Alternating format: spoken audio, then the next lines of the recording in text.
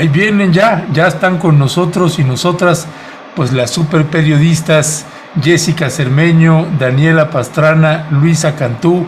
Buenos días para ellas, buenos días para usted que nos está acompañando. Buenos días, Alberto Nájar. El calendario nos marca 7 de octubre del año 2021. Buenos días, chicas, compañeras, colegas. Buenos días, ¿cómo están? Hola a todos, buenos días. Buenos días. Yo sin café, la verdad. A mitad de capacidad aún. Nos agarró sí. La nota temprano. No, yo ya llevo 3 cafés en la mañana, siempre son los 3 rigurosos y ya que iniciamos el programa, ya es puro tecito, pues, si no, el cuerpo no reclama, pues. Pues adelante, Alberto. Pues vamos a dar inicio a esta conversación con mis compañeras periodistas. Yo propongo, para estar ad hoc con la situación del país y con lo que ha acontecido pues, en estas últimas horas, propongo que hagamos una tómbola para ver quién le va a tocar responder la primera pregunta. Así es ya que mi querido Ernesto, con la mano santa de Ernesto, él es el... Ya me dio el presidente, ya me dio mi llegue mañanero. Pero pues bueno, pues así pasa cuando sucede. Pues platicábamos ayer de los temas que íbamos a abordar y uno es pues la reforma eléctrica y el primor que se avecina, los mensajes de Samuel García, la pesadilla que se avecina para el estado de Nuevo León y no solamente eso, para los estados vecinos, porque recuerde que tiene muchos rebortes, particularmente esa región del noreste del país. Y el tercer tema, y que con ese vamos a iniciar, es las revelaciones del Pandora Papers, del caso Pandora Papers, que vamos a platicar. Y le avisamos también que nuestra querida Jessica Cermeño tiene un compromiso, así que al cuarto para el ratito se va a tener que ir. Así que, pues, si quieren, mi querida Jessica, pues vamos arrancando con este caso que, salpicó otra vez a gente del gabinete o gente cercana al presidente Andrés Manuel López Obrador, además de, artistas y políticos y, hasta futbolistas, pues nadie se escapa, pareciera. Jessica Cermeño, ¿qué decir? ¿Cuál es la dimensión que le vamos a dar a esto? Pues mi querido Ernesto, qué gusto estar aquí cada semana con ustedes. La verdad es que muchas cosas se han dicho sobre estos Pandora Papers, pero creo que al final lo que tenemos que hacer es una reflexión del tamaño de esta investigación, porque fueron más de 12 millones de documentos. Platicaba con Margarita Rabín, que es productora de Univisión Investiga, que ustedes saben que Univisión fue uno de los medios junto con Quinto Elemento y Proceso que vieron toda esta información, que se encargaron de revisar todo esto, y me decía ella, no sabes cuántos miles de documentos hay que revisar para tener un solo nombre, que puedas tú hacer toda la entramado, contar una historia sobre cada nombre de los que se encuentran.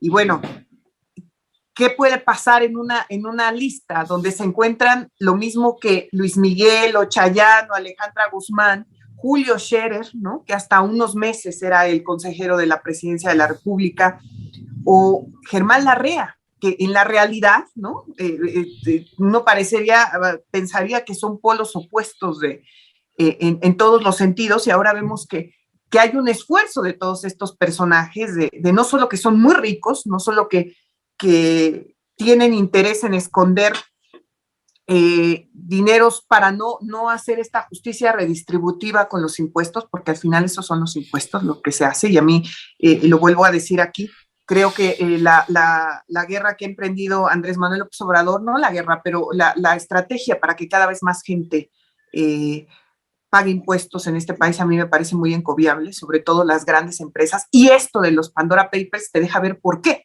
porque hasta alguien como el dueño de Oceanografía está en esa lista, un contratista de Pemex muy importante, que hizo muchísimos negocios con la paraestatal, está también en esta lista. Yo lo que creo es que se tendría que hacerse, que se han argumentado estos personajes en muchos momentos, que no es un delito que ellos pongan su dinero que quieren esconder, porque al final eso es lo que está detrás de esta gran investigación. Que ellos han dicho que no son delitos, que se hizo antes de que ellos fueran funcionarios, como en el caso de Armando Guadiana, que a mí la verdad es que la respuesta de este senador me parece que es la más escandalosa, porque es como, dice, no, yo no lo puse en mi lista de bienes en mi declaración patrimonial, porque en realidad fue algo anterior, pero al final era su dinero, y al final es algo, por eso se hace una declaración patrimonial para los funcionarios públicos, para saber qué es lo que se tiene. Lo mismo en el caso de Julio Scherer. Entonces, a mí me encantaría que esto terminara en una investigación. Por supuesto que tengo pocas esperanzas, porque hasta el hermano de la ahora fiscal general de la República ya salió en los Panama Papers. Tenemos que recordar que él también pues participó en esto, y ahí yo me quedo con una reflexión muy clara de que siempre buscando el dinero es donde vamos a encontrar en qué están en realidad las personas que comparten ciertas figuras. Y bueno, la verdad estoy escandalizada, sigo estando escandalizada, y por supuesto que bueno que hay este tipo de iniciativas periodísticas tan grandes, tan importantes para dar a conocer esto. Daniela Pastrana, tú compartes el escándalo, pues la actitud escandalizada de Jessica. Yo lo pregunto porque pues el tema ha tenido un perfil más bajo del que en su momento hubo con los Panama Papers, al menos aquí en México. Ya pareciera que las revelaciones se dieron como por ya normales. El caso de Germán Larrea, bueno, era casi como previsible que tuviera parte de sus recursos en paraísos fiscales, pues por las características mismas de este personaje tan elusivo, tan escurridizo, tan corrupto. Se trató de hacer un escándalo con el caso de Julio Scherer, con el secretario Arganis, con la pareja de Manuel Bartlett, pero yo no veo que haya como una repercusión más grande a comparación con los Panama Papers. ¿Cuál es tu evaluación, Daniela? Mira, yo creo que efectivamente no ha tenido el mismo impacto que el primero, que fue el del Panama Papers, por una cosa muy sencilla, porque no hubo implicaciones, no hubo repercusiones. Entonces, cuando se hace una investigación tan grande y no tiene como implicaciones fuertes, pues nos vamos acostumbrando a que eso es normal. Y eso no es normal, evidentemente, no es normal. No es normal.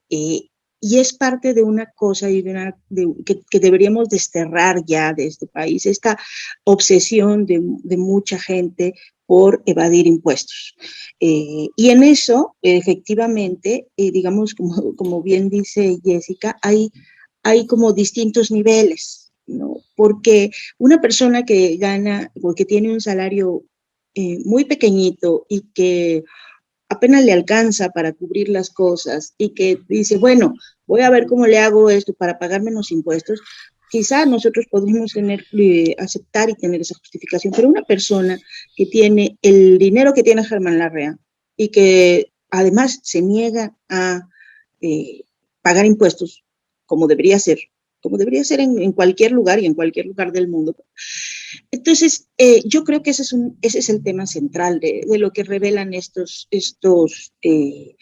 reportaje, que efectivamente involucra a todo el mundo, involucra a gente de derecha, izquierda, centro, artistas y lo que quieras, pero a mí me impacta mucho y me seguirá impactando que las personas más ricas del país, los empresarios más ricos del país, utilicen esos esquemas. Y estoy hablando de Larrea, de Bayeres, de la presidenta del Grupo Modelo, de cualquiera de ellos, porque mira, tenemos la idea y tenemos una idea equivocada, y ese ha sido un argumento central de muchas de las discusiones que se han dado en los últimos años, de que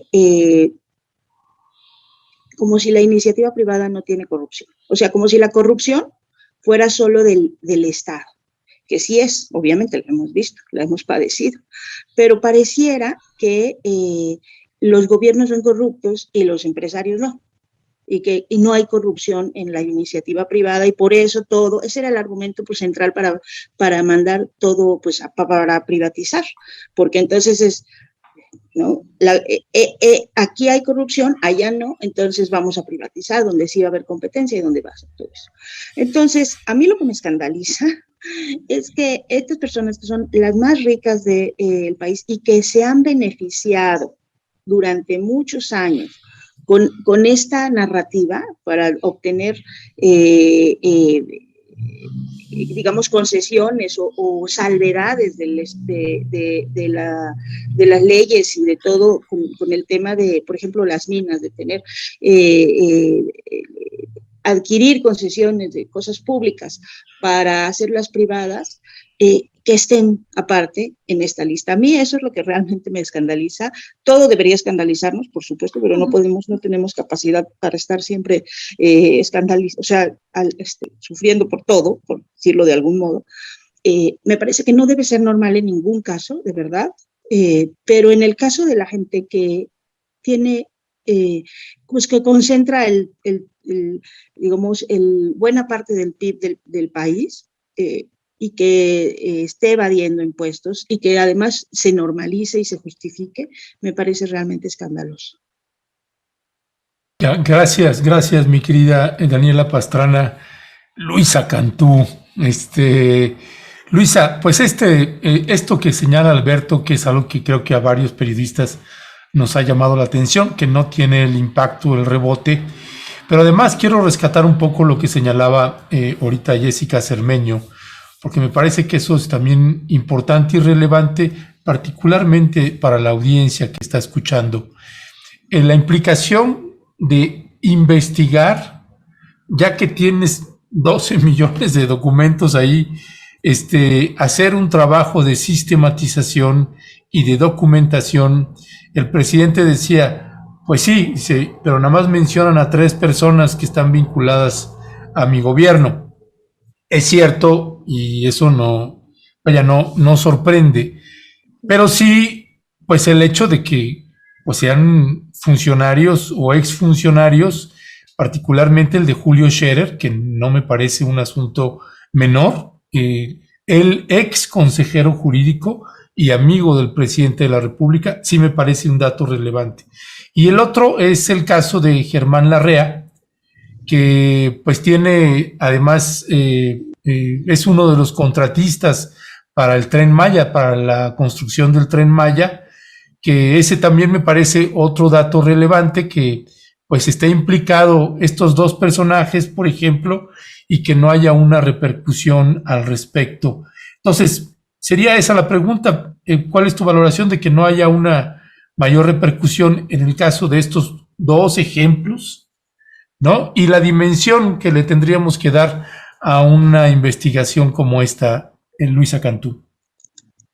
Sí, antes de contestar tu pregunta, quisiera mandarle un abrazo solidario a Daniela Pastrana, porque sé que su corazón ha estado sufriendo mucho este año y medio.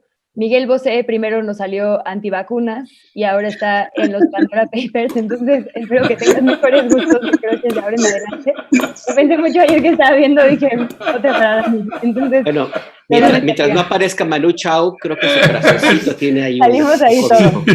No, si aparece Manu Chao, nos da infarto a todos. Sí, no, A mí no, lo escuché como 4 años todos los días, ahí la misma canción, una tras otra, 4 años ahí todos los días a mi lado. Oye, pero de Luisa Miguel Bosé.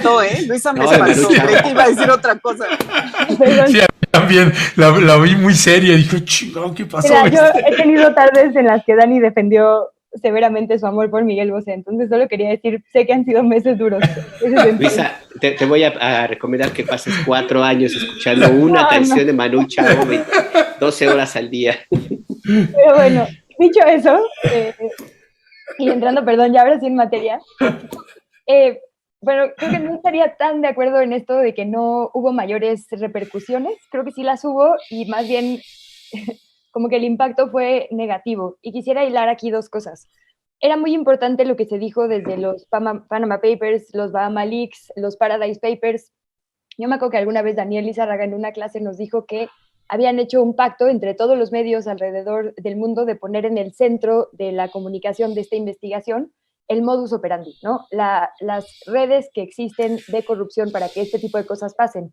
Porque el problema cuando ponemos a la persona en el centro de la investigación o en el centro de la nota, como ha sido desde los Panama Papers hasta ahora, ¿no? Si tu encabezado son Barclays, Scherer, no sé qué, desvían dinero, nos perdemos del tema de fondo. Y el tema de fondo es que mientras esto se pueda seguir haciendo, va a seguir habiendo papers, ahora Estados Unidos papers, ¿no? Nueva Zelanda papers, Países Bajos papers, porque el esquema lo permite. Entonces, claro que hay que ver a los personajes, pero me parece que lo primero es ampliar la vista a el modus, ¿no? A la red de corrupción.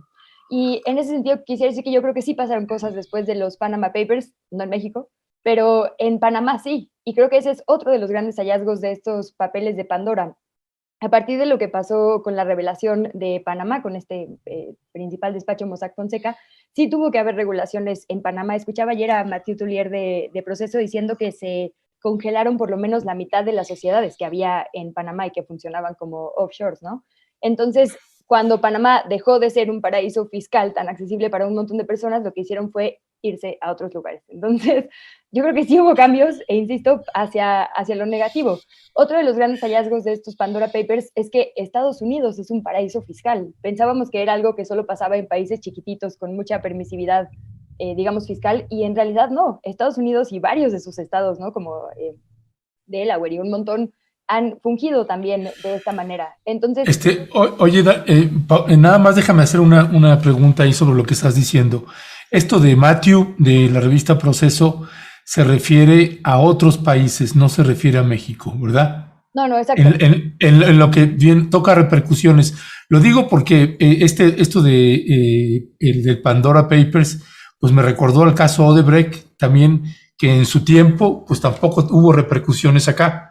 Y me parece que un desafío para la administración de López Obrador y para el fiscal general de la República, pues es que sí haya repercusiones. Perdón, nada más era la precisión ahí. No, de hecho para allá iba, qué bueno que lo pones sobre la mesa, porque lo que decía este periodista del Proceso, que ha participado en varios de estos reportajes, es que en Panamá tuvo que endurecerse la regulación por esta fama que se hizo a nivel internacional después de esta filtración reporteada posteriormente por diferentes integrantes de este consorcio. Y entonces Panamá tuvo que endurecer sus políticas para ya no ser solo un paraíso fiscal y corregir esa política. Como ya no podían ir a Panamá, la gente evasora de impuestos del mundo se fue a otros lugares, paraísos fiscales, ¿no? Y ahí decía Dani, ¿no? Como que está muy indignada de que sean estas figuras que evaden impuestos. Bueno, es que estas figuras por eso son ricas, ¿no? La única manera de ser ultra rico o multimillonario es no repartir, y no repartir es también no pagar impuestos, ¿no? Entonces, como que el hilo conductor de todos los sectores económicos que están en estos papeles es justo que se han enriquecido, como bien decía el consorcio de periodistas, a expensas de todos los demás. El hilo conductor es eso. No han pagado impuestos, que tendrían que ser el método de distribución o redistribución entre la gente que más gana y la que menos gana, y por eso es importante. Esto que hacen es a expensas de todas las demás personas en el mundo. En el caso particular de México, a mí me llama mucho la atención, porque justo si ya aprendimos después de Panamá que la regulación no va a cambiar en los países que son, digamos, el destino final del dinero, que son estos paraísos fiscales, porque cerró uno y se abrieron un montón por todos lados. Ese es otro de los hallazgos, digamos, de estos Pandora Papers.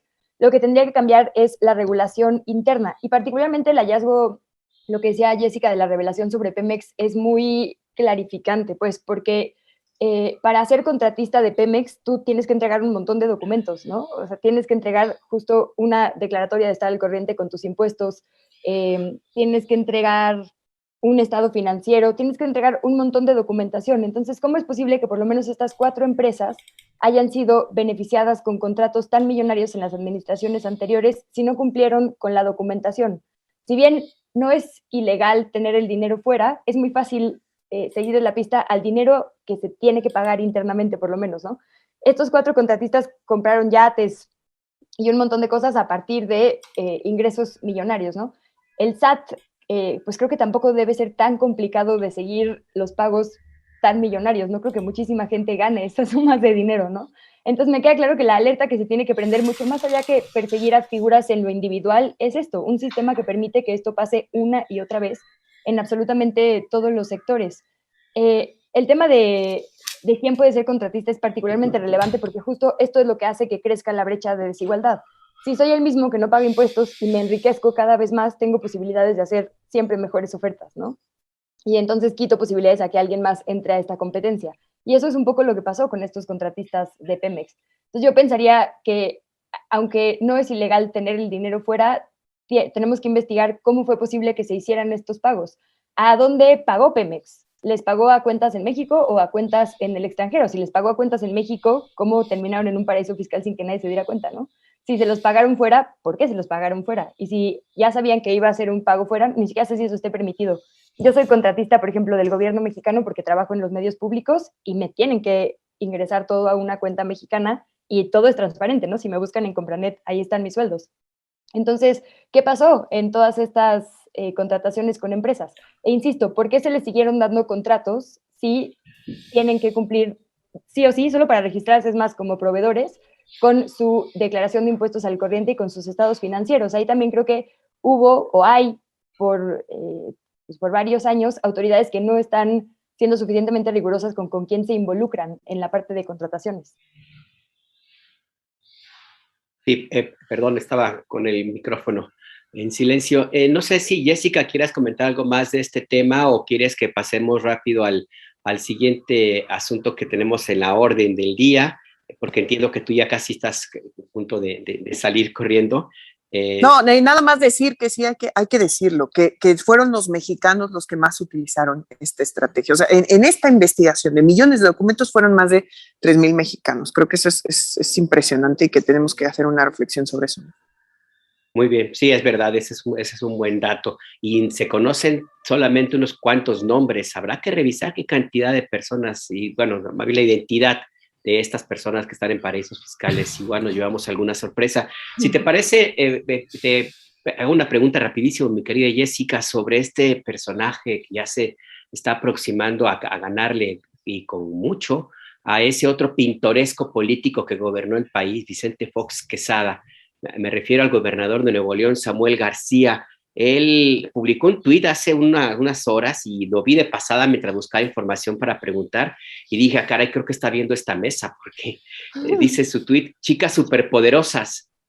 Y entonces me detuve y dije, no, se refiere a sus compañeras funcionarias. Empecé a revisar y resulta que este personaje está emitiendo decretos, órdenes, indicaciones por Twitter. Ya cambió el escudo oficial de Nuevo León, puso ahí una cosa medio rara, por eso digo que se va a volar la barda, superar a Vicente Fox. Ya pidió que se reforzara a la policía para cuidar al equipo de básquetbol oficial de la universidad, creo, de Nuevo León. En fin, y también su esposa, por supuesto, ya está en plena campaña, fotografías. Todo parece indicar que tendremos una nueva novela rosa ahí, la familia, no sé si ya mandó construir su cabañita, en fin. ¿Cómo ves a este pintoresco personaje a quien ya no poquitos, ya bastantes, están diciendo que va a ser el próximo candidato presidencial de Movimiento Ciudadano, puesto que Enrique Alfaro se apagó?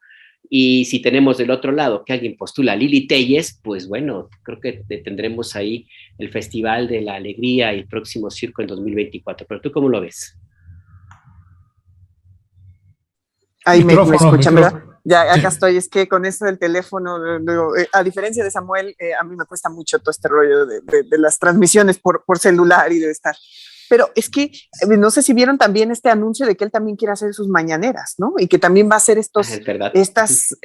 a mí me parece que tiene que ser toda una reflexión. Los políticos tradicionales, los políticos, y no me refiero en edad porque también hay unos jóvenes que son muy, muy tradicionales, de ver qué está haciendo Samuel para que toda la gente y lo vea. A mí me decían en otro chat, gente de Tabasco, que allá hay muchísima gente que sigue a Mariana, ¿no? Y que jóvenes que en su momento nunca habían hecho caso de la política en general y que ahorita lo están haciendo. Entonces creo que es primero una importante reflexión, una llamada de atención para ver qué es lo que está pasando, ¿no? La segunda es que creo que vamos a tener que revisar el gobierno de Nuevo León con otros ojos, no solamente con los ojos políticos.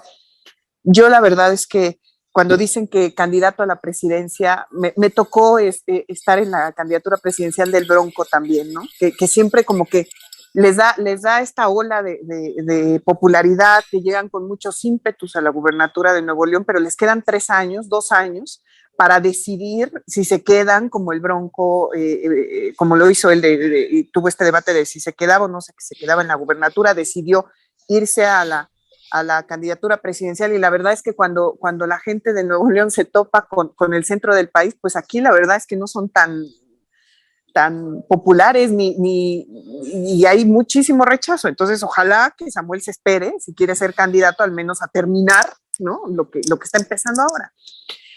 Y sí, creo que sí es un personaje muy pintoresco, es un personaje además que sabe hacer, junto con su esposa, los dos saben hacer símbolos. Esto que decías del nuevo símbolo, ya lo traen hasta en playeras, en gorras, en sudaderas, como que yo la verdad, y lo he dicho ya, debo confesar que la mejor canción política que escuché en la elección pasada fue precisamente la que él hizo que grabaran Pato Machete, Genitalica y todos. O sea, es bueno, la verdad es que su comunicación política es bueno. Ahora, si hablamos de lo que está detrás, yo creo que ya la gente de Nuevo León con el Bronco tiene una buena probadita de lo que podría hacer, ¿no? De cómo había ímpetus de que un candidato independiente llegara. Samuel, aunque es de Movimiento Ciudadano, también lo ven como si fuera parte de los partidos. Esa es la realidad por su manera de hacer política. Pero luego se topan con decisiones ¿qué pasó en materia de seguridad, por ejemplo, en Nuevo León con Jaime Rodríguez? Cualquiera que se acercaba al final a decirte algo, al final de su administración te decía que no había hecho nada. Habrá que revisar también las cuentas, ¿no? Es muy triste que este tipo de personajes tengan más importancia que un verdadero programa de gobierno. Yo creo que es lo que tendremos que hacer, esa reflexión, pero también es que hay que ver qué otro tipo de política hacen los otros, porque tampoco es que la gente que tiene cosas de fondo que decir, que implementar, esté haciendo algo en materia de comunicación política diferente para llegar a toda la gente, ¿no? Creo que es eso. Por supuesto que, miren, ahora que salió todo este campo de exterminio, que ya lo platicábamos en Nuevo León, en la zona de Tamaulipas, los familiares de desaparecidos de ese estado decían que le iban a hacer marcaje personal a Samuel porque ellas sabían, las madres, que no era parte, no estaba en su ideario ni en su interés seguir con este tema. Entonces se tendrá que topar Samuel con la realidad de Nuevo León, que es muy compleja, y a ver cómo la afronta, y aquí estaremos para comentarlo, ¿no? Gracias, mi querida Jessica. Gracias, Daniela Pastrana. En esta parte de este personaje, Samuel García, que uno lo ve en su evento, en su toma de posesión, abrazándose pues con Olga Sánchez Cordero, en un abrazo así hasta muy fraterno, ¿no? Mandándole ahí unas flores también a Francisco Javier García Cabeza de Vaca. Y esta parte que señala ahorita Jessica Cermeño, que me parece, desde mi punto de vista, que sí, una cosa va a ser esto que está manejando en las redes sociales, que hasta convoca a quienes van a participar en la reunión de seguridad, los manda a llamar por Twitter. Te quiero aquí, necesito que estés aquí en la reunión de seguridad, etcétera. Pues una cosa es el Instagram y el Facebook y el Twitter y todo lo que quieras, y otra cosa muy distinta es lo que está sucediendo en Nuevo León, particularmente esta zona, esta región militar que comprende Coahuila, Tamaulipas y Nuevo León.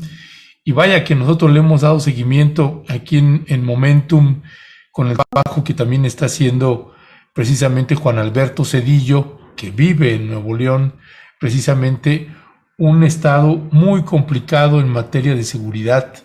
Así que, ¿cuál es tu valoración de la llegada de Samuel García y lo que se avecina para Nuevo León?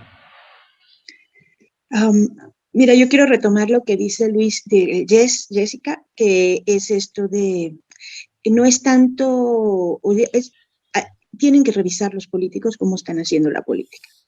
Porque el hecho de, a nosotros puede quizá escandalizarnos también que un personaje como Samuel García, además, pues la primera referencia que yo tuve de él cuando dijeron, ¿y quién es Samuel García? Pues era porque había en público mandado a su esposa a taparse porque estaba enseñando no sé qué, o sea, un machismo que a mí me parecía realmente insufrible. Era la primera vez que yo dije, ¿quién es ese señor?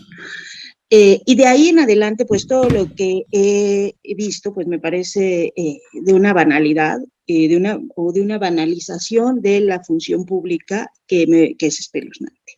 Ahora, no es que sea más malo o más bueno que otros, ¿no? Porque a lo mejor hay unos que pues no tienen estas actitudes y tampoco gobiernan. Y aquí lo hemos visto, ¿no? Acá está el gobernador de Oaxaca, el gobernador de Chiapas, un montón de gobernadores que tampoco es que estén haciendo un trabajo muy bueno, pero que no tienen estas cosas de la banalización. Ahora, a mí sí me preocupa mucho lo que se pueda destruir con esa frivolidad en poco tiempo, porque lo vimos con Fox precisamente.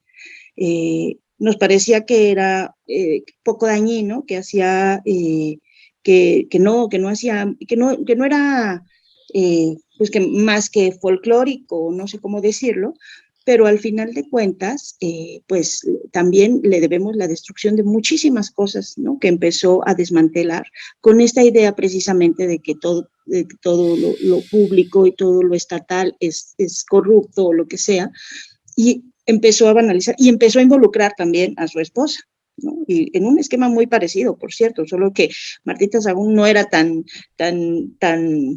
digamos, no era tan popular, ¿no? No era tan popular como la esposa de Samuel García. Tan Pero el chispa, no decía fosfo, ¿no? Sí, el esquema de la pareja presidencial es parecido, y la pareja presidencial justamente, las historias que hay en el mundo de estas parejas presidenciales, así como en el esquema de Fox y Martita y ahora de Samuel y de su esposa, han hecho mucho daño. Hay que tratar de ubicar cómo se comportan, porque sí han hecho mucho daño. Entonces a mí sí me preocupa, la verdad. Yo no logro descifrar, cuando estábamos en campaña, Arturo Contreras se fue a hacer un reportaje con la idea de descifrarnos por qué la gente de Nuevo León votaba por el Bronco y luego por Samuel García. Pues ya le decía, explícanos. Bueno, le decía también a Luisa, ahora ya es que me está balconeando, la voy a balconear, porque yo también le decía, oye Luisa, explícanos allá a tus... No, pero ni digas eso, porque la gente está escribiendo, por ejemplo, María Guzmán dice, Luisa Cantú nos acaba de hacer el día con el tema de Miguel Bosé. Sí, no, mi tristeza absoluta, pero bueno. Entonces, pero yo le decía a Arturo, oye, habla con Luisa para que nos descifren por qué la gente en Nuevo León, en un estado que tiene estas realidades tan complejas, tan complejas, y que ha pasado cosas tan duras, ¿por qué? ¿Por qué optan por esto? Y mira, yo me acuerdo que, por ejemplo, en algún momento en Brasil, cuando la gente estaba ya muy decepcionada de los políticos, pues le dio el tercer lugar al chango del zoológico, que era el más famoso, ¿no? En la votación. Entonces, para mí ahí hay una explicación, o sea, la decepción de la forma de hacer política de muchos personajes en este país, y supongo que en Nuevo León, lleva a estas cosas. O sea, lleva a que pues da lo mismo, porque tienes una opción, por ejemplo, se supone que podía ser no Morena, y pues todos estuvimos viendo lo que pasaba en Morena, en las elecciones, en San Luis Potosí, bla, bla, bla, bla, bla, bla. Y entonces termina la gente diciendo, pues ya, o sea, voto por el payaso del circo, con tal de ya no tener a esta misma fórmula, por lo menos van a estar entretenidos. El problema es que va a ser entretenido, termina siendo muy costoso. Pero bueno, sí creo que la reflexión para mí de lo que los primeros 3 días, 10 días, 5 días y lo que hemos visto hasta ahorita de Samuel García es que los demás políticos tienen que revisar muy bien todo lo que están haciendo mal, porque terminan encumbrando a estos personajes que no deberían ni siquiera pasar o sea, no deberían ni siquiera pasar a una primera ronda de votación, mucho menos ser gobernadores. Pero bueno, es que hay elementos que tienen que ponderarse, Luisa. Uno de ellos que mencionan, por ejemplo, en el chat, personas como Mayamín Jiménez que dicen, bueno, es que tampoco es que Moreno hubiera dado una alternativa. Hay otros que mencionan que efectivamente habría que revisar el perfil de los votantes, un análisis del tipo de votante que hay en Nuevo León. Dice, por sentirse diferentes al centro del país, suben el poder a cualquier basura, como hicieron con el Bronco. Está esa historia también viejísima de que todo lo que tenga que ver con el aspiracionismo, pues, de muchos que viven en la zona metropolitana de Monterrey, que no es el resto de Nuevo León, que tienen una afinidad muy grande, muy intensa hacia Texas, por ejemplo. Hay algunos que dicen que se sienten más tejanos que mexicanos, en fin. Todo ese tipo de elementos me llevan a hacer la pregunta que te mandó a hacer con Arturo Contreras. Yo estaba ahí cuando le dio la instrucción. No sé si cumplió la orden, la encomienda, mi querido Arturo, pero ¿qué? ¿Cómo podemos visualizar, definir a los votantes de Nuevo León? Y no es nada más un tema de partidos, porque allí tiene que ver con algo más allá de la concepción misma del Estado o de Monterrey más bien, como tal, como ciudad industriosa, como el motor del país, como se vendió durante muchísimo tiempo, esa idea de que desde el norte se enviaba el dinero para que el resto del país funcionara. ¿Cómo lo definimos? Sí, me parece que es justo esto que están diciendo ambos. Tiene que ver con una suma de todos los factores. Además de personajes muy exóticos, por ponerles un calificativo, el otro común denominador que hay entre ellos es que tienen mucha lana. El primer escándalo de este tipo de perfiles, no sé si ustedes se acordarán, fue el alcalde de San Pedro Garza García, Mauricio Fernández, que incluso nuestro colega Diego Enrique Osorno le hizo un documental espectacular de nombre El Alcalde. Un alcalde que decía, voy a traer guardias blancas para batir al narco, ¿no? Es decir, policías que operen fuera de la ley, a quienes se les pague por entrenarse en países como Israel para combatir al narco. Pero se unió a los Beltrán Leiva, él era amigo de los Beltrán Leiva. Bueno, hizo declaraciones como me han intentado matar 4 veces y vamos 4-0, ¿no? Usaba este fósil de no sé cuántos años, exótico, era un hombre de muchísimo dinero, ¿no? Y ese es el tipo de perfiles que dominan en la zona metropolitana, efectivamente, de Nuevo León. Es, a mi parecer, y como con lo que yo he visto y escuchado de la gente que tengo que vive allá de mi familia, es como esta especie de sueño americano en México, como de aspiracionismo empresarial, de echaleganismo. Y la verdad es que sí es un estado cuna de muchos empresarios, precisamente porque las condiciones en cierta época se dieron para que muchas familias crecieran, ¿no? Y hubiera como bonanza económica en ese sentido, a costa de muchas otras cosas. Pero bueno, se quedó esta especie de cultura de exaltar mucho al empresariado, ¿no? Es parte, digamos, de la vida económica y por lo tanto de la vida política. A diferencia de Dani, que tuvo su primer acercamiento con Samuel García con este video de baja la pierna. Ay, ¿por qué? Bueno, la primera vez que yo escuché de él fue una vez que mi papá me dijo, no, esos de Movimiento Ciudadano están haciendo cosas bien diferentes. Por ejemplo, este chavito Samuel García, que ni siquiera cobra por ser diputado local, ¿no? Y el tema es ese, que creo que ese es como el error de concepciones. Lo acaba de anunciar, va a donar no sé cuántos días de su dieta ahora como gobernador para apadrinar escuelas, cuando digo, tendría que salir de su presupuesto, ¿no? Pero bueno, va a salir, según él, de su propio bolsillo. Entonces, esta idea como de, pues no cobran. Claro, si no cobran, quienes nos gobiernan son los ricos. Y cuando te gobiernan los ricos, pues traen una cola de intereses impresionantes.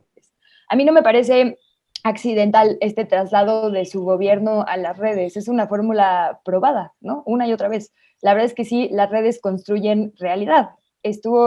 Fue importantísima esta noticia de la semana de la comparecencia de Frances Hogan, la pues como soplona de Facebook en el Senado de Estados Unidos, que decía, sí, en las redes sociales sabemos que se construyen realidades y Facebook, es más, propició que se compartiera más información que lleva al suicidio, a la radicalización, a la anorexia, porque eso es lo que más vende. Creo que ya sabemos que estamos en ese punto de las redes sociales, son súper importantes.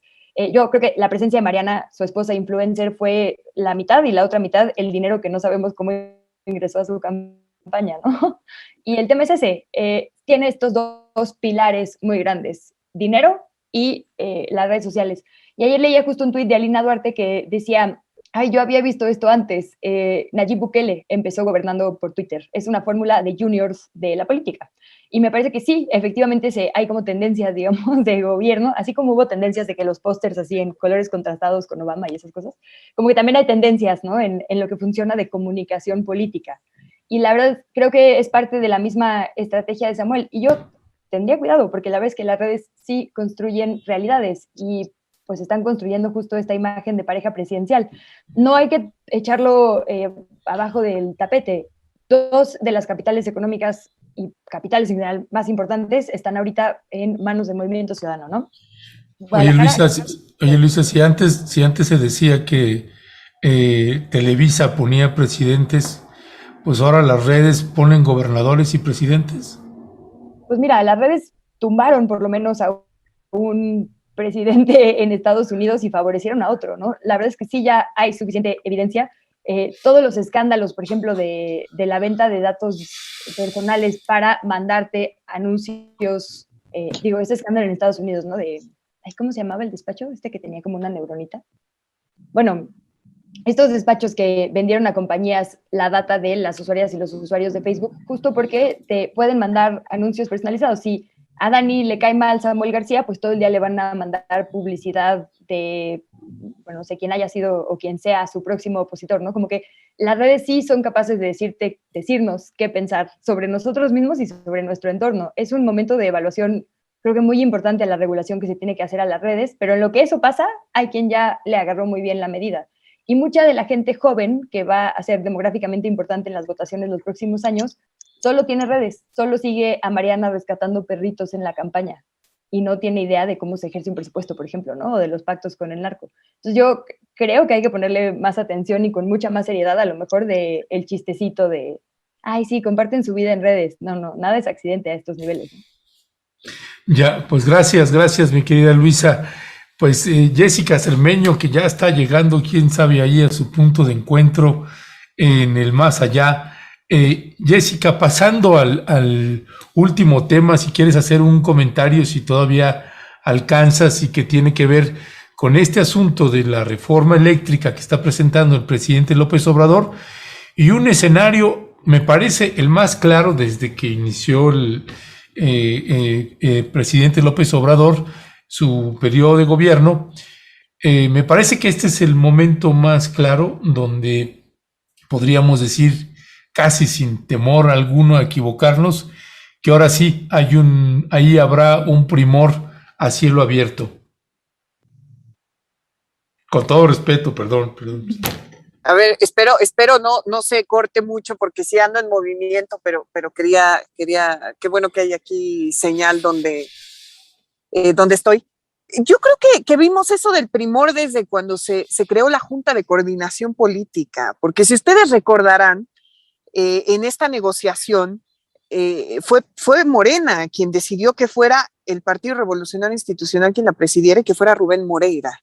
Entonces, a mí me parece que sí hay algunas cosas, ya después las distribuciones de las comisiones, por ejemplo, que permitieran que el PRI se quedara con la Comisión de Gobernación, la Cámara de Diputados, que también es una comisión importante. En fin, yo he visto ciertos guiños, y creo también que es la concepción dentro del partido gobernante que necesita aliados después de lo que ocurrió con los resultados electorales que no le favorecieron como ellos quisieran. Ahora, estoy de acuerdo contigo, Ernesto, que esto de la reforma eléctrica, que ha causado un total rechazo del Partido Acción Nacional y que ha mandado mensajes ciertos personajes del empresariado mexicano, que siempre hemos sabido pues por dónde va su línea, pero sí creo que ya no estamos viendo a un PRI tan claro de nosotros nos vamos a oponer a Andrés Manuel López Obrador. Yo creo que es una cuestión de alianzas que tenía que hacerse así, que son alianzas complejas. Ya lo hemos platicado cómo iba a ser sus últimos años esta legislatura para López Obrador, y también vemos que empieza a ver cada vez que él va, por ejemplo, a sus giras, algunas pues ya más claras críticas por parte de algunos sectores en los estados, ¿no? Que se acercan a sus mítines, ¿no? Después de lo que ocurrió en Chiapas, pues lo que pasó en Puebla, en fin, se está convirtiendo en algo más complejo esto de las negociaciones, y pues sí creo que se dieron cuenta, como se dice popularmente, le midieron el agua a los frijoles y se dieron cuenta que necesitaban apoyo, ¿no? Para mantener esto. Habrá que ver en qué termina esa negociación. Lo cierto es que si nosotros nos vamos a los principios del partido, ¿no? Del PRI, sí había en la nacionalización algo importante, ¿no? Sí es algo que comparten, por lo menos con la visión del presidente. Habrá que ver en qué termina. Lo que tenemos que ver es quién gana al final con esta alianza, ¿no? Pero sí creo que desde que se hizo la JUCO, pues nosotros ya estábamos viendo que había ciertos acuerdos entre el PRI y Morena. Pero si son primos, ahora sí que como dirían, no son gemelos, no son mellizos, provienen de la misma célula, del mismo embrión, les llaman cuates, creo, son los que son del mismo origen, pero que no tienen fisonomía diferente, en fin. Pero no sé cómo tú lo veas, Daniela Pastrana, ¿realmente existió alguna vez un pacto así duradero para toda la vida en este tema? Y no sé hasta qué punto el presidente López Obrador tiene una carambola con esta iniciativa, porque no nada más pone en jaque a este tema que es durísimo en términos del impacto que hay hacia la economía mexicana, sino que pues de una u otra manera parece que rompió ese bloque opositor que parecía férreo, imbatible, que pretendía bloquear todo lo que fuera posible en la Cámara de Diputados, y apenas un mes después de que asumieron tomaron posesión pues de sus curules, ya se empieza a romper esto. Y una reflexión rápido sobre si te parece, si es posible, Daniela, sobre lo que dijo el presidente hoy en la mañana, que dijo: si votan en contra de la iniciativa no les va a servir de nada. De todos modos, no vamos a entregar ni una sola concesión para explotar el litio. Estos 2 puntos, Daniela. Sí, bueno, pues es que para mí esa alianza imbatible nunca fue imbatible, más bien nunca fue ni siquiera intento real de alianza, era imposible, era una cosa tan horrible que por supuesto se iba a quebrar a la primera, ¿no? Y el presidente les dijo el otro día algo que me pareció, pues fue muy hábil, ¿no? En decir, el PRI tiene esta oportunidad histórica y puede elegir, o sea, como regresar al camino entre el PRI de Cárdenas y el PRI de Salinas, pero recordando, obviamente, para los que tienen ya mucho tiempo en esto de la política, pues el momento de la gran fractura esta de 1988, pero sobre todo decía ese irse como por el otro camino es lo que los hizo perder y estar como están, ¿no? Entonces, y es cierto, o sea, esa parte pues los llevó al final a perder el gran poder que tenían antes, ¿no? Entonces, no sé, yo sí creo que, yo pienso que como dice Jessica, las señales ya están desde antes. Ayer había una tendencia muy fuerte en Twitter obviamente, para decir, ay, el PRI, o sea, para decir el PRI no la riegas, ¿no? No vayas pero hablaba de la desesperación que pueden sentir algunos sectores de que el PRI vaya a votar en favor de la reforma, ¿no? Hablaba de esa desesperación, porque ya cuando ves esas campañas en Twitter tan intensas, hablan de esa desesperación. Entonces, pues vamos a esperar y vamos a ver, y creo que sí, la decisión del presidente ya es, en el tema del litio, ya no tiene vuelta atrás, o sea, ya entendió que no es un tema ni siquiera solo del país, sino es un tema incluso geopolítico, ¿no? Tener el litio en los siguientes años va a ser central para los países que lo tengan, y entonces creo que en esa parte él ya no va a dar marcha atrás. Quizá las otras cosas de la reforma se puedan discutir, negociar, pero en esta creo que ya tomó la decisión. Y qué bueno. Sí, creo que varios lo estamos celebrando en la Cámara de Senadores, Luisa Cantú, pues particularmente las senadoras, alguno que otro senador, pero las senadoras están pero extraordinariamente pasionales con el tema pues de la reforma eléctrica, y están lanzando videos, y bueno, está tremendo esa parte. López Obrador me parece que está presentando ahora sí lo sentimos en un tono distinto.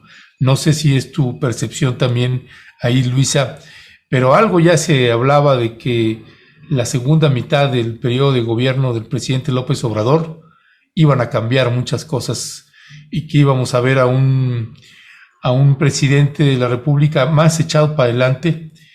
Sabe que con la popularidad que tiene, un 73% de aprobación, pues prácticamente lo de la revocación del mandato, pues es pan comido, así que va por todas las canicas. Tengo esa impresión.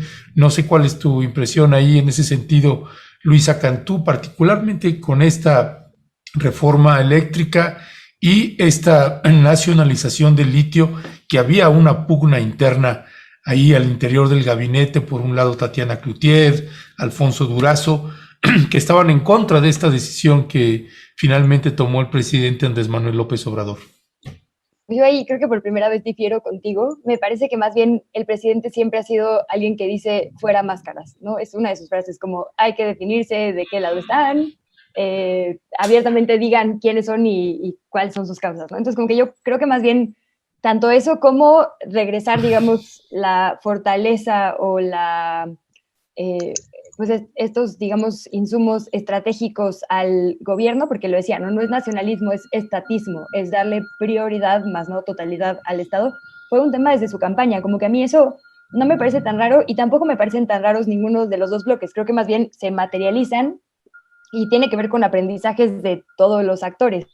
El primor venía, como bien decía Jessy, desde la conformación de la Jucopo y desde la votación, por ejemplo, de la serie de leyes que crearon la Guardia Nacional, tanto del Mazo como el propio AMLito, le dice Julio Hernández Astillero, ¿no?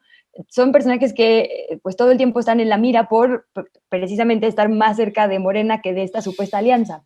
Ahora, Jorge Romero también es un experto en este tipo de pactos. La verdad es que a eso se ha dedicado, por eso es coordinador hoy, por eso ha sido coordinador siempre que ha estado en algún puesto.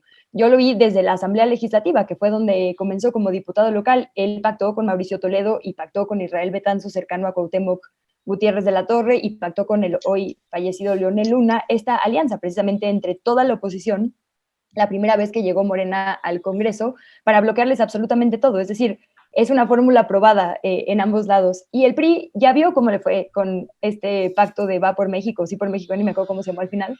En esta elección perdió prácticamente todo, se quedó con una fuerza muy menor, pero suficientemente atractiva para las reformas constitucionales en el Congreso, y perdió 8 de 12 gubernaturas. Entonces, la verdad es que tampoco es que tenga mucho a qué quedarse en esa alianza, y sí podría tener mucho que ganar si se suma a esta iniciativa de Morena. Y ahora que decían de las comisiones, yo nada más, ojo, porque no son los únicos actores, los partidos políticos que están jugando. El presidente de la Comisión de Hacienda, por ejemplo, es Luis Armando Melgar, ¿no? Sumamente ligado a Ricardo Salinas, quien fue incluso director ahí en el Canal 40, y bueno, es un operador evidentemente también importante. Entonces, creo que como dice Dani, hay que esperar y ver cómo se van moviendo estas fichas, porque va a estar interesante este cierre de año. Y nada más de lo del litio, para cerrar, me parece que la senadora Rocío Abreu, que quedó, si no me equivoco, en la Comisión de Energía, dio un dato importantísimo el otro día. El valor, los yacimientos descubiertos equivalen a 4.5 veces el valor de la deuda externa mexicana. Su explotación sería un detonador del desarrollo nacional. 4.5 veces la deuda externa. Así como en algún momento tuvimos a Cantarell y al petróleo, que digo, por temas de crisis ambiental tenemos que revisarlo con lupa, pero bueno, sí fueron años de bonanza, digamos, económica, con toda la corrupción que había para nuestro país. Esta podría ser una decisión efectivamente estratégica para el desarrollo económico y pues obviamente por eso social de nuestro país. Entonces a mí me da muchísimo gusto, ojalá que efectivamente se quede en manejo únicamente estatal, porque solo el gobierno es a quien le podemos exigir cuentas para que tome decisiones para todas y para todos. A las empresas no. Esa es la única diferencia, ¿no? Ya. Pero a las empresas también se podría, pero bueno, es más difícil, sí. No están obligadas, pues, no les pagamos todos para eso, ¿no? Sí, y como bien dices, mi querida Luisa, pues en esta sí disentimos en lo que toca a un presidente más arrojado en esta vez. Ojalá fuera cierto el fuera máscaras, no, hay todavía muchas máscaras que se juegan en la política, ¿no? ¿Eh? Sí, ¿Qué decías? que del dicho al hecho, ¿no? Yo decía que siempre lo ha dicho, no que le hagan caso ni que sea congruente. Veamos, Ok. se resuelve con un volado o una tómbola, sin problema. Para cerrar no sé si tengan algún otro comentario, pero el tiempo se nos fue ya rapidísimo, son las 10, ya con 6 minutos. No sé si... Yo tengo un anuncio. Adelante, Daniela, es lo que te iba a decir. Sí, un minuto para cada quien para cerrar, ¿vale? Justo Órale. hablando de este tema, hoy tenemos en la tarde, a las 7 de la noche, ahí en el Tierra Adentro, pues nuestra tertuliana, que va a ser justamente de, pues, que el tema energético, quién enciende la luz, qué alternativas hay, y va a estar muy buena. O sea, vamos a tener ahí de pronto también un par de sorpresas, pero va a estar muy buena. Entonces, es más bien un anuncio para seguir con este tema, para seguir platicando y seguir pensando entre todos. Hoy a las 7 de la noche. 7 de la noche en Facebook Live va a haber, y también... Facebook y sí, en nuestros canales, en nuestras redes sociales, para quienes no puedan ir y para quienes quieran ir a comerse las pizzas tan ricas que comemos ahí en el Tierra Adentro, pues ahí también los esperamos. Oye, Daniela, por cierto, ahorita que mencionas eso, ya está el cartel corregido con el horario. Si ya está, a ver si nos lo pueden mandar. Ayer lo pasamos, Ernesto. Ayer lo transmitimos. ¿Ya corregido? Ya corregido, sí. ¿El cartel corregido ya? Ah, qué bueno. No sabía eso. Pues, Jessica Cermeño también, ¿con qué te despides? Pues nada más decir lo del litio, que hay que recordarlo, que en las zonas donde está el litio hay también mucho crimen organizado y habrá que ver en otros momentos mineras se han aliado con el crimen organizado para establecer ciertos cercos no de seguridad, sino más bien de inseguridad para hacer que haya cambios en toda la extracción, ¿no? Digamos, presionar de alguna manera, entonces también habrá que estar muy pendientes, ¿no? Porque la familia, por ejemplo, Levarón Lanford en La Mora nos aseguraba siempre, después de esta terrible matanza de mujeres y niños, que todo tenía que ver con el litio ahí, entonces habrá que estar pendientes también de ese tema. Un abrazo y qué bueno que me pude quedar aquí. Y la verdad es que gracias. Bueno. Luisa, ¿con qué cerramos? Pues nada más sumar a la atención nacional, la atención internacional, porque justo decía en la conferencia matutina el presidente que sabe de agentes internacionales interesados en el litio, y bueno, no hay que buscarle más, ¿no? Ahí estaba Elon Musk diciendo, haremos los golpes de Estado que requiramos en Bolivia, entonces, pues también ojo aquí a las presiones internacionales en México por este material. Ya, pues Jessica, Luisa, Daniela, como siempre, muchísimas gracias. Les mandamos un fuerte abrazo y suerte ahí, Jessica, en la reunión que vas a tener. Gracias, saludos desde Aguascalientes. Saludos, nos vemos a las 7. La birra es muy buena ahí en Aguascalientes, te la recomiendo. Baigoncito.